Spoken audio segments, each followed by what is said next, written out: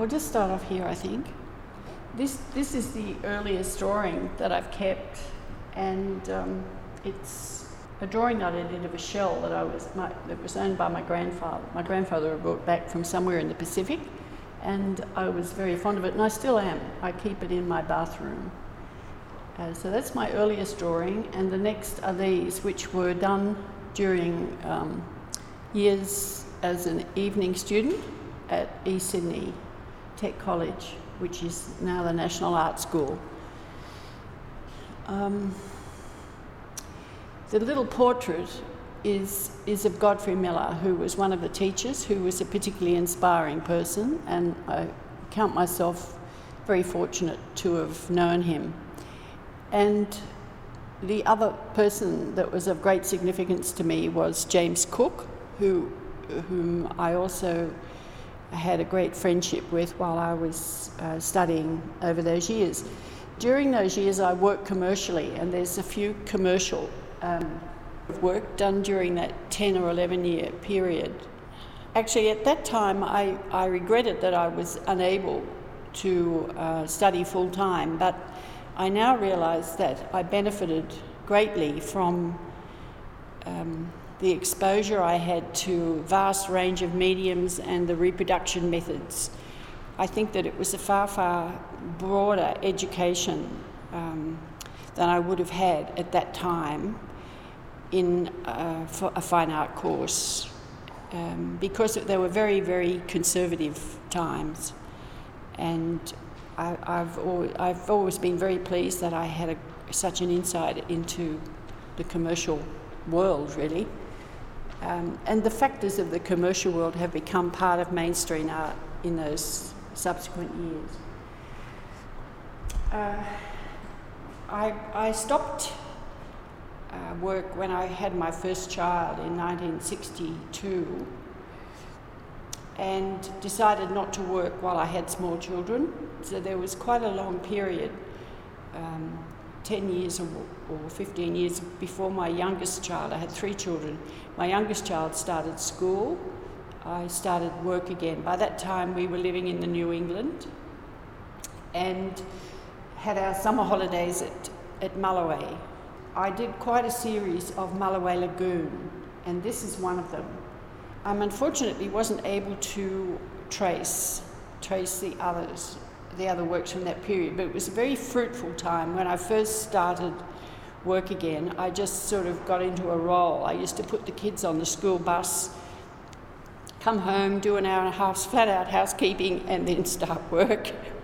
And I was living out of town on a farm, so I was able to really concentrate on those hours, and I just produced one work after the other through the late 70s. It was one of my most fruitful periods, and unfortunately haven't been able to track down any others, but I'm really glad to have this one because it was a favourite of mine. There was a fish trapped in this big, deep bit of the lagoon, and every now and again it jumped while I was drawing, and I heard this plop of the fish jumping and got an image of the silver of its back as it jumped. So I had this metal frame made specially at the time so that I would get the feeling of the silver. I had to go down to the aircraft people in Tamworth to get the metal frame made up at the time. But anyhow, it was important for me to have that element in it as well. This one is, I rented space in a shearing shed, workspace in a shearing shed, an old shearing shed out at Racecourse Lagoon for a few years before I had my own studio. And by this time I was living in town in Uralla, and it was a very, very beautiful place. That you'd see the weather coming across the lagoons, and those particular clouds with the dark centres and the halo of light around the edges are my favourites anyhow, so that one is significant for me. I spent a year in 1987 studying in Newcastle. I went back. By this time I was doing part-time teaching at Armidale TAFE, and I went back to do a year of self-initiated study. And these objects were on Carrington Island in the middle of the Hunter River. I used to drive over there a lot. It had a mixture of industry and very humble residential and a lot of waste ground and a lot of shipping. It was a wonderful mixture. And these objects, I couldn't imagine what they were. They were monolithic, a line of them standing spaced across a big area of waste ground. I now know what they were, or I think I do. They were near a slipway, and I think they were used to move into the hull. They were adjustable, so you could take the screws out and move them in to support the hulls of boats that were up on the slipway. I think they could be adjusted. But there was a very big row of them across this wasteland, and they just looked like sort of Australian Stonehenge or something. You know, they were quite dramatic. These are about a deck chair that I had on my veranda years ago. They were done, I haven't got a date actually, around about the 1980s.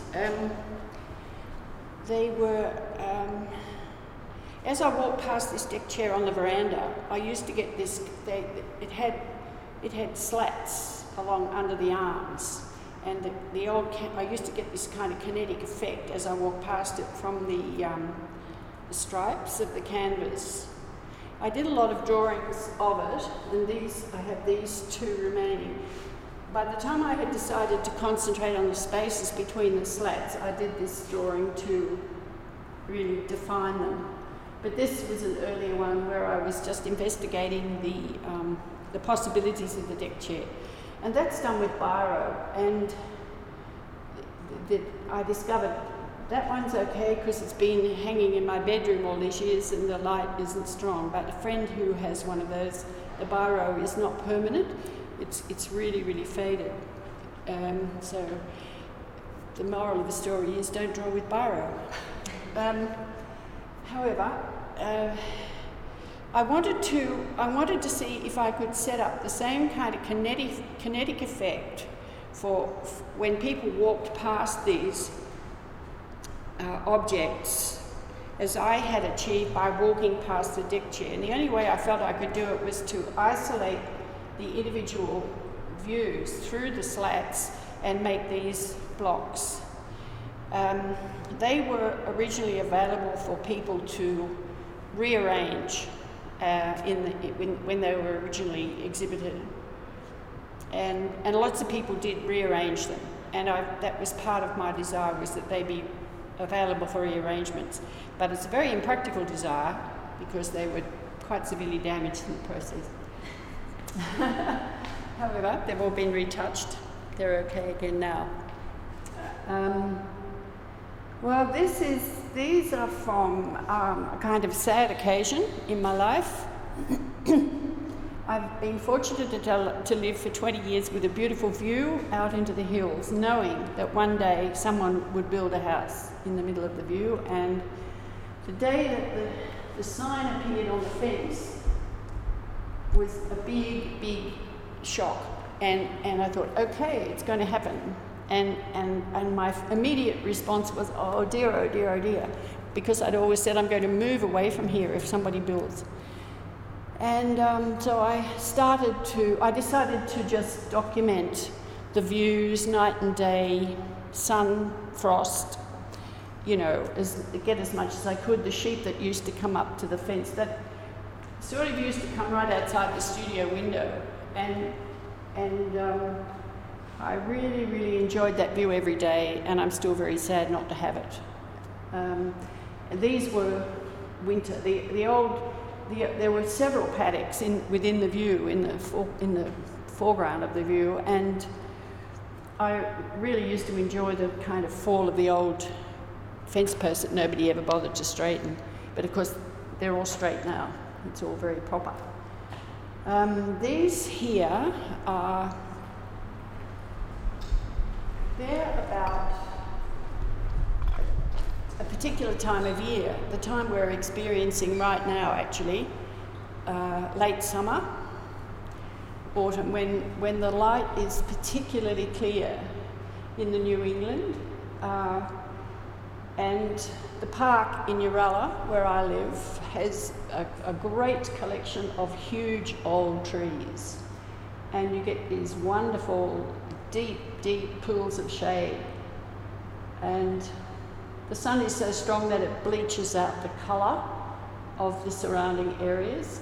And every year the flower beds in the park are planted with annuals. So there are these little patches of screaming colour and these lovely big pools of shade. And I think it was part of an exhibition here actually at Naram. This is the second set of wooden blocks, done a few years, I think, after the block we've just seen. They were based on, there was a building on the corner of Markham and Rusden, a big old warehouse that belonged to the Dorrigo Co-op. I really did like the building, and the two windows in the high eaves were always covered in cobwebs. It was just a very simple, and I really enjoyed the shape of it. And I started to think how interesting it would be to kind of change the colours, to just relocate the colours to different areas. And that led me towards thinking about making another set of wooden blocks. I wanted people to be able to change them, and people did. They really did. They were exhibited at Coventry in 1982, and it was lovely the way people came in and played with them and made different shapes and then photographed what they'd done, which was part of my intention, was to draw people into the art making process, and that certainly worked. But I felt, is this art or is it art education? I mean, you know, but it was lovely to draw people in, because most people feel, I think there's a religiosity about art that I don't think is valid. So to draw people into something where they really engaged was quite a big thrill for me. But once again, there were twice as many originally, but they were very, very damaged by that process. So I'm lucky to have one whole set that is still intact. Shall we go over here? This group here are, they're really about the kitchen, my own kitchen, about the light coming through my own kitchen window. My first light of a morning. I tend to be an early riser, and I see the first light on the kitchen curtains in the winter. And I like watching the progress as the sun rises. The light warms and the shadows and the silhouettes firm up, and it's just a really lovely kind of parade to see that light warming and increasing. The four big ones were originally part of an unframed group. I tend to exhibit things unframed and into a frieze almost. And not in any order, not to represent the image in toto, simply in as I wanted to put them, so that they became, more of an abstraction once they were assembled. The others are watercolours and drawings that were done around that time, which was they were exhibited about 2010. I think. Yes. Okay. And this group here are from an exhibition which I just called Frost Studies. And once again, they were pretty well all done just around the area where I live in Uralla or down in the park. The big one is the shadows of a picket fence across a frosted footpath. And this one up here on the left was a japonica bush, which was like a big cake with frost. It was fabulous. And within it were the japonica flowers just starting to come on the bare branches, as they do. So it really just looked like a big mad hat. It was fabulous. I find it very satisfying when I find a resource that is in the simple, close to home kind of things, like the shadows on the footpath. They're with us all the time, but they're there to enjoy all the time. And I find it satisfying to find works that can come out of that. These are drawings done in oil pastel and graphite. Around about 2003. I think 2002 I actually did them, because they were drawn right through a winter. It is a good idea in the New England to find a project that will take you inside right through the winter. It was one of those. I had some roses that had dried out in the studio, and I find the forms of dried roses really, really beautiful. And at the same time, quite melancholy. And I quite like that melancholy mode. They retain just a little bit of their colour, even though they dry out. They've still got these little delicate bits of pink left on them. They're just terrific. And so I started drawing them, and I just drew right through the winter. It was great. And a couple of them have been exhibited before, but on the whole, they were all bought from the studio, so they haven't been exhibited certainly as a group before. And I just enjoy that, being able to draw the continuum of the form. Some of them, not any that are here, but some of them became sort of almost like landscapes. They moved away from but I've chosen these because they have that slight melancholy feeling, and so they hung together. This one has been likened to a shroud. Everybody says it looks like a shroud, and it is quite melancholy. Yeah. There was a house just out of Uralla that had been painted bright yellow. It was an old house, but the whole house had been painted with bright yellow paint, and the shed had been painted with an equally bright but different yellow. No, I said red, I mean yellow. And it was just stunning, this house sitting in the bush virtually that had been painted bright yellow. And I went out to draw it, and I asked the people who were then living in it if I could sit in the front paddock while I drew the house, and they were happy for me to do that. And so I sat down by the fence drawing away, and after about half an hour I noticed that the people were still standing where I had originally seen them at the wood heap. They were standing there stock still, and they thought they were having their portraits drawn. And I had to pack up and clear out of there because I wasn't drawing them at all. But I kept thinking about it, I kept thinking about it, and I did these much later because I don't want to offend anybody actually by talking about this, but they certainly weren't in the nude when I saw them.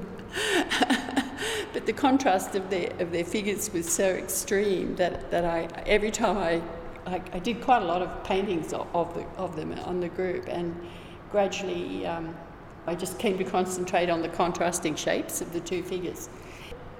The one painting that I really, really wanted to be as part of this exhibition was a painting of the yellow house, which unfortunately I haven't been able to trace yet. But that was actually what I went there to do, was the house, not the people. This is from a month's drawing trip that I did to Nepal in 1990, I think. I did a lot of drawing. There's a huge amount of wonderful carving and statuary that the Nepalese tend to disregard because it's there, they're used to it. I found a phrase in a logbook that said, written in a logbook in another village, that said, "A man who stares at the clouds will lose his memories." And by this time I was getting pretty appalled by the tourist and how the Nepalese were looking up at the sky and seeing airliners coming in full of tourists. And for me, that saying became very significant for me, because I felt that they were seeing their salvation in the airliners coming in, at the same time losing their memories of what they had achieved and not sufficiently valuing it. And I also became very affected by the fact that they were so poor, and everything they did, the beautiful things they did. There was a shop that sold rubber stamps, I remember, in Kathmandu, and the whole shop was full of rubber stamps. So that was what they could afford by way of, reproduction for images, and it affected me greatly. I really felt that their skills and their work was all being done on the cheap. And I was quite depressed about it by the time I came home. So what I did was I used the drawings I'd done of the images, which were both Buddhist and Hindu. The Nepalese the Buddhists and Hindus lived together in total harmony as far as I could observe. There were images of both religions. I made these monoprints. I did about 200 of them. I had to purge myself of the guilt that I felt, actually, and so I shut myself in a friend's studio and did about 200 monoprints this summer when I came back to make something that I didn't mean to imitate the prayer flags. I wanted to reproduce something to evoke the feeling of them, and I hung them on lines across the gallery, which was Tamworth City Gallery, I think it was at the time. I had a rubber stamp made of the airliner, and the saying is, a man who says that the clouds will lose his memory. And there were I got that written in the script by one of the Nepalese students up at UNE who helped me with that. It was just a way of kind of shedding my own guilt, really. And not that it did the Nepalese any good, but perhaps in talking about it to people, it enlightens them. But that's many years ago now anyhow, and other things have happened to Nepal since then. These are about one day I was drawing down at Sawtell Lagoon, where we used to camp every summer when my kids were in their teens. And I was drawing on the edge of the lagoon. I looked down to the lagoon, and my shadow had fallen across a seagrass bed. So I could see the perfect outline of my shadow with the drawing board and the hat in seagrass, this dark, writhing, massive seagrass. It was like seeing a kind of alter ego, And around the outline there was the sea, all sparkling and bright and beautiful. And way over on the other side of the lagoon were my friends kayaking. So it was like two stages of reality that moment. And so I did these big drawings. I drew the seagrass bed and the shape of my outline, surrounded by the blue of the water, and exhibited them as an unframed continuum in abstraction, really. And these small miniatures over here, there were 16 of those along the top of the row of drawings. And I had those white, thick frames made because I kind of felt as though I wanted it to be like my eyes looking out of my skull. I was so aware of the different feeling of looking across the lagoon to the happy-go-lucky kayaking stuff going on the other side. So I just wanted to create two different spatial realities slightly. So they projected out a little bit above this dark, threatening seagrassy shape. Okay. These two drawings are done while my son was recovering from a serious illness, pardon me, and he mainly recovered by playing the guitar, which was very nice for me as he was convalescing in my house. These here are part of an exhibition called Winter Solstice that I exhibited in Melbourne in 1992, I was aware of this small gallery in Melbourne, and I was interested to do something site-specific. It only had one door, I think, so I knew that I could put a continuum of drawings right around the gallery in an uninterrupted flow. I like the idea of doing a series of realistic drawings that become an abstraction by their juxtaposition, by putting them together so that you just read the shapes, but when you look closer, you see a realistic image, perhaps. So they were that. There were 44 of them, I think, originally, and these are among the ones that I've kept for myself. So I'm happy to re-exhibit them. This is a series of sheds at Moonby that I drew. I'm very fond of galvanised iron sheds. What else can one say, really? Things were manufactured in the sizes that people could manage, so they were in human scale. And people used their sense of proportion, their own sense of proportion, to allocate where the window is going to go. And they did so well. It's terrific. I mean, the proportions of them are usually absolutely beautiful. Generally, we don't give ourselves enough credit for having an innate sense of proportion. If we trust our human proportion and express it, then I think good things happen. Instead of, how many metres of colorbond can be cut by a machine type stuff and handled by a forklift. What I find satisfying about them is that it's expressed totally innocently, but with great confidence. And they've lasted 100 years. So it's like proof that it works, isn't it? I just think they're wonderful. And I'm sorry that they're slowly disappearing from the landscape. That's my soapbox. This is a road trip which I've done for 30 or 40 years, from Uralla to Armidale and return. There's always something good to see. And there are, of course, things like this that I look for every time because it's a favourite. And this little old rail workers' cottage. There are things that, and even this. I just think there are lovely recognisable things that I enjoy every time, but also there are always surprises because the light will be different. The cloud effects are fantastic, of course, as they always are in the New England. I had Uralla to Armidale going down one side of the gallery and Armidale to Uralla coming back the other side. They were unframed, they were just sitting on the wall in a strip. And I think part of that, I think that's a bit filmic, I often think. I think that because we're living in a film sort of age, and film is the most important art form, I think, of the 20th century.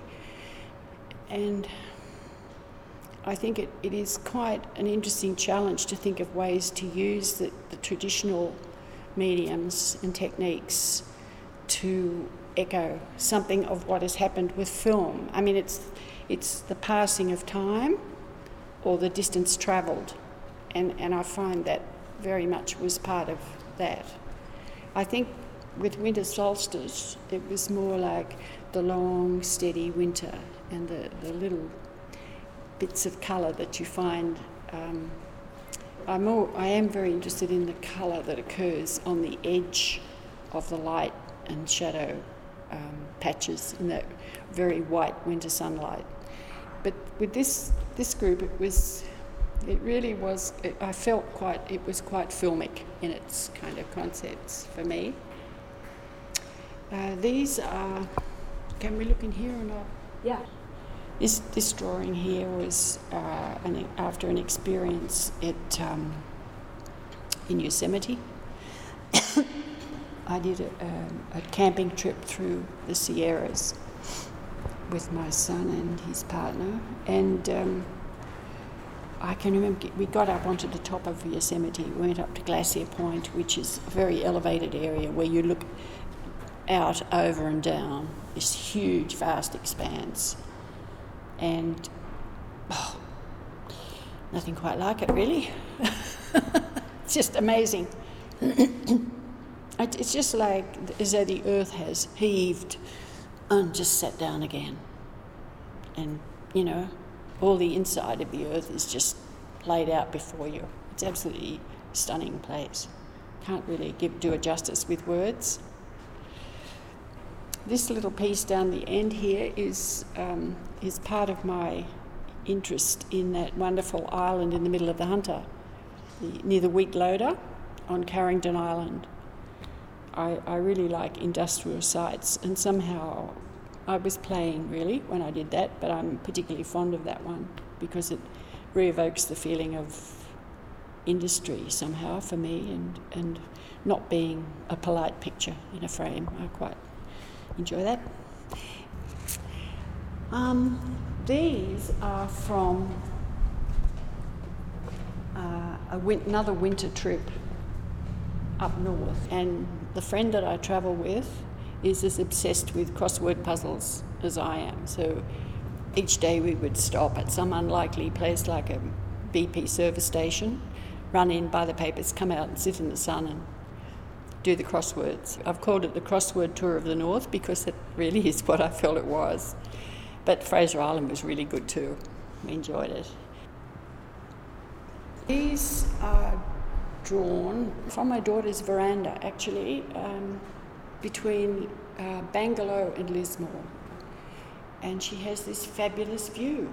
Their land slopes steeply down to this area of floodplain on the Wilson River. The Wilson River is running around the outside edge of it.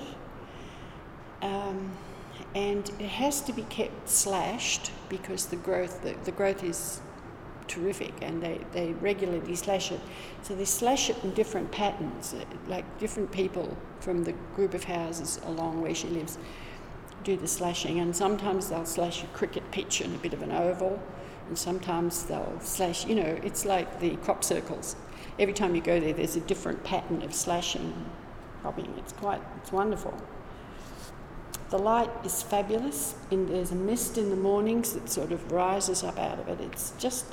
It's a great place, and it can't be built out because it's floodplain. Every now and again, it's just a sea of water, of course. And there's sometimes horses down there, sometimes the occasional cow, and it's just wonderful. It's just a wonderful place. It's got a great atmosphere. I love it. So these are part of an entire exhibition that I did of the easement, and I'll probably come back to it again, I imagine. These are quite recent works, 2013. Although they have quite a long development, actually, because I started drawing them at least 5 years before that. One day when I was walking out along Danger's Gorge, top of Danger's Gorge, with you two actually, I did the first drawings that started this. But I've been thinking about it for a lot longer than that, because I find the kind of lack of order of the Australian bush really interesting. It seems to have no governing pattern or principle, like Northern Hemisphere.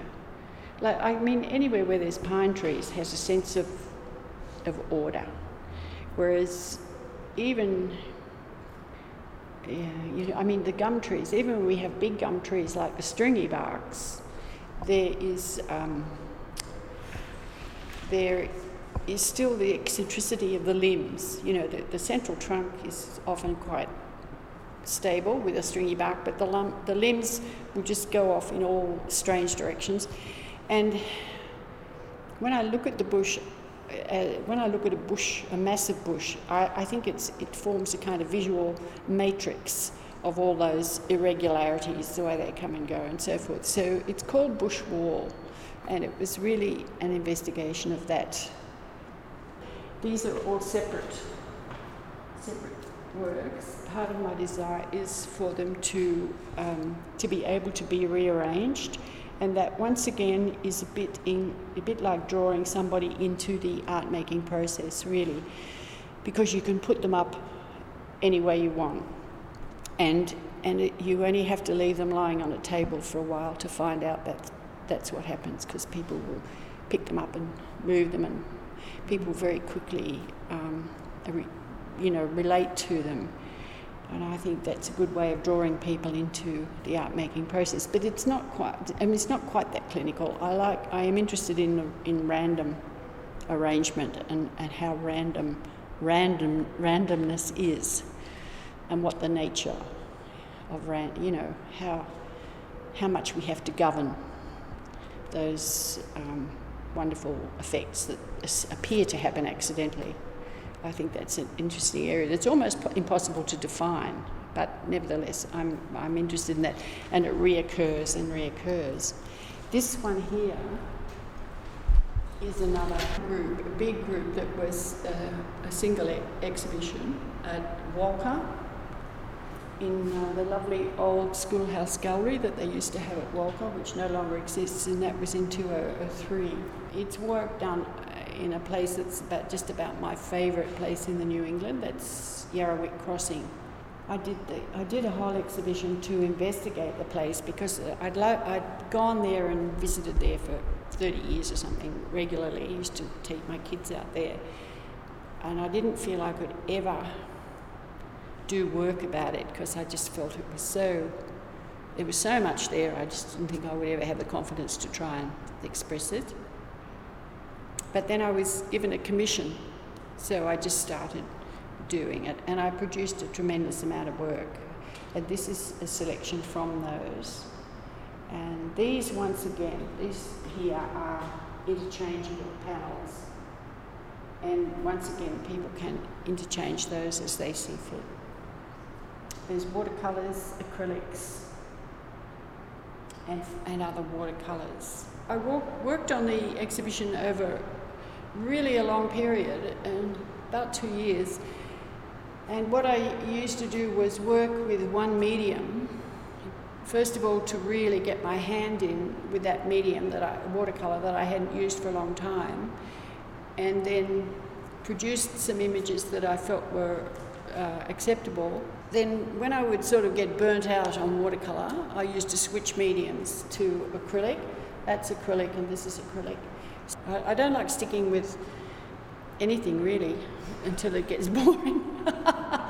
I seem to only have 2 speeds, dead slow and flat out, and not much in between.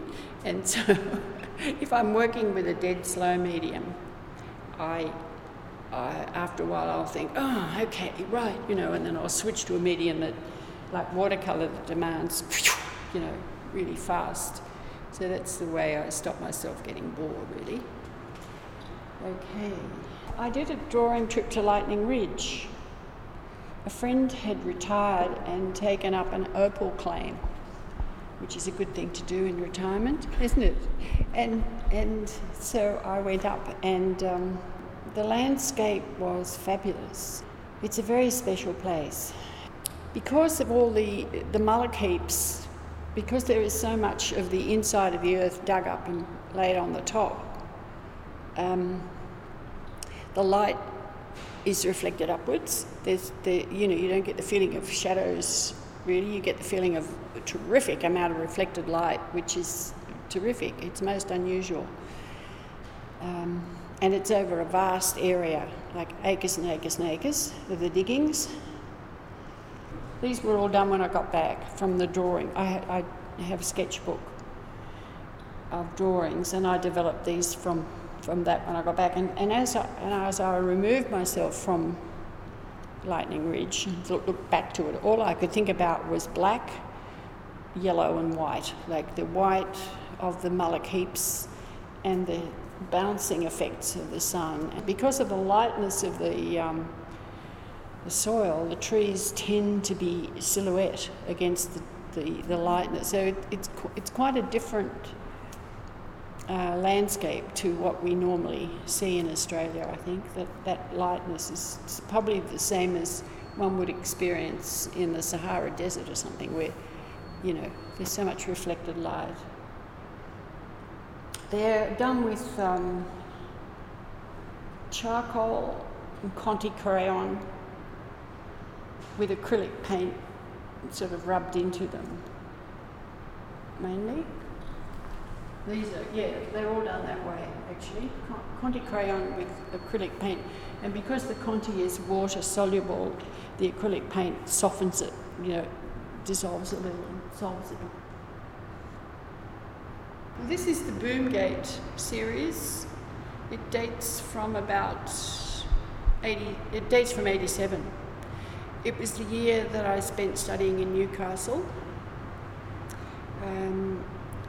At the college down there had its own car park, and at the entrance of the car park was a boomgate, a coloured boomgate. It was literally painted in pink and orange and very bright colours, and it had sort of taken on a life of its own. Every morning there would be this big line of cars waiting to go through the boom gate, and suddenly the boom gate would decide not to lift its boom. So someone would get out of the car, lift the boom off, put it down in the gutter, and then everybody would go through without paying, you know, until an attendant would come over and put it back on, you know.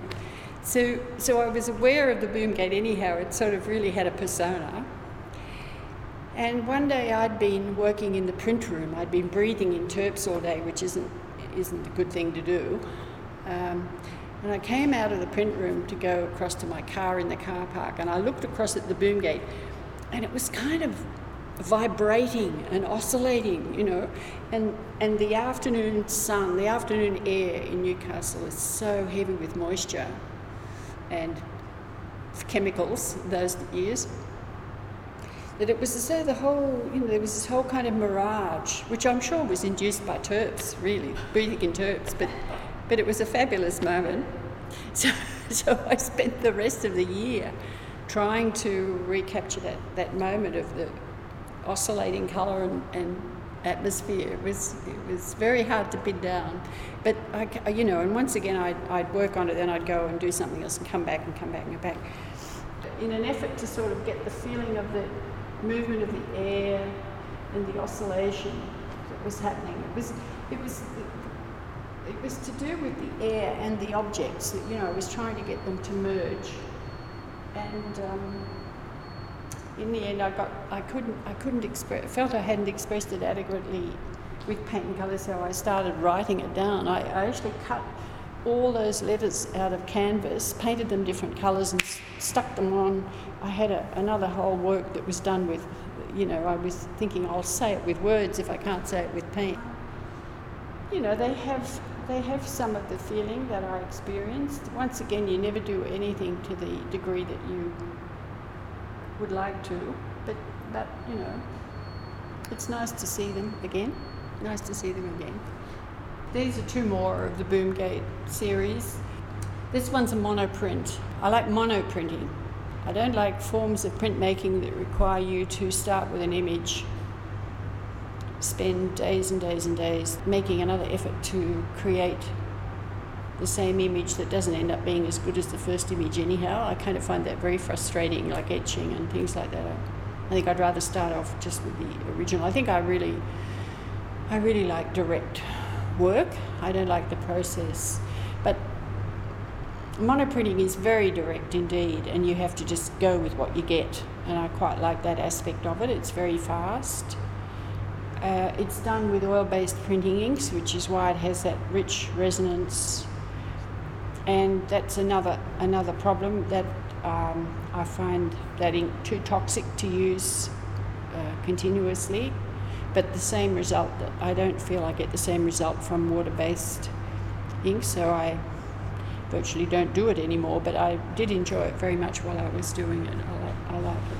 And this is another one of the small efforts to say something about that moment of whatever it was. These are also monoprints done with oil-based printing ink, and they're called variations, and they're just about, I just cut a simple set of shapes out of a piece of cardboard, and I wanted to see how many different variations I could get, how many varied images I could get by inking up different pieces and overlapping and overprinting and so forth. I mean, it's just a really, really enjoyable process, and really interesting things come out of them. I haven't exhibited them before, but I really enjoyed them. I think it would be great to have a printing press and be able to play like that. Monoprinting's very interesting, and the textures of the cardboard and things add greatly to that. These are from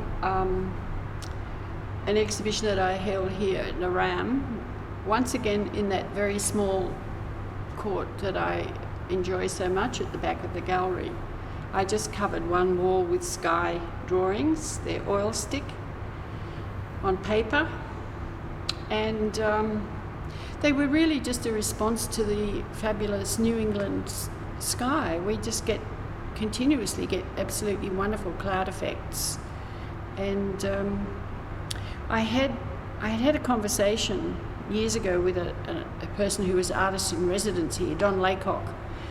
And I called in one day to have a chat to him before he left.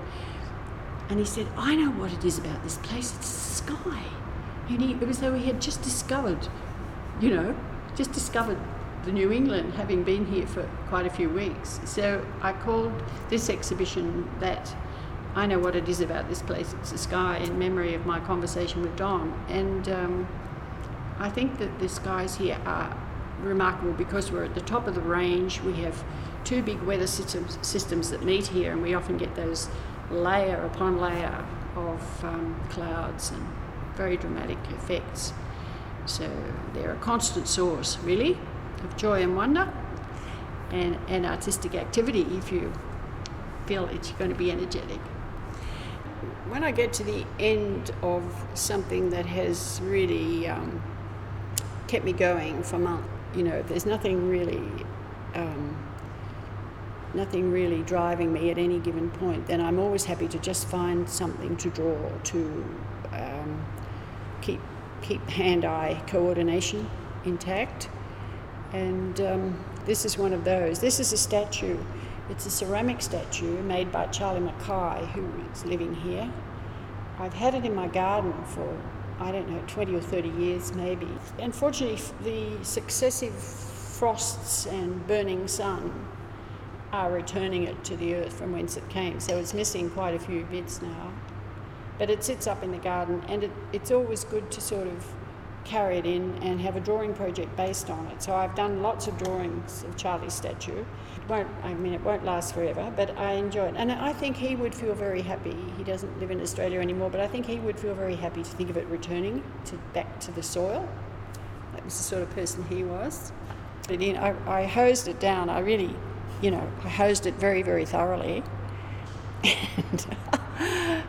And a snail came out of it it was still a snail living happily inside it who'd come to the museum. These are they're graphite drawings, and they're just simply an analysis of these forms. So they're just, and once again, I like to combine images. I don't quite know why. I just like to combine images like that rather than end up with an image of that drawing. It's just a repetitive habit I have, for which I don't have a full explanation. That's that.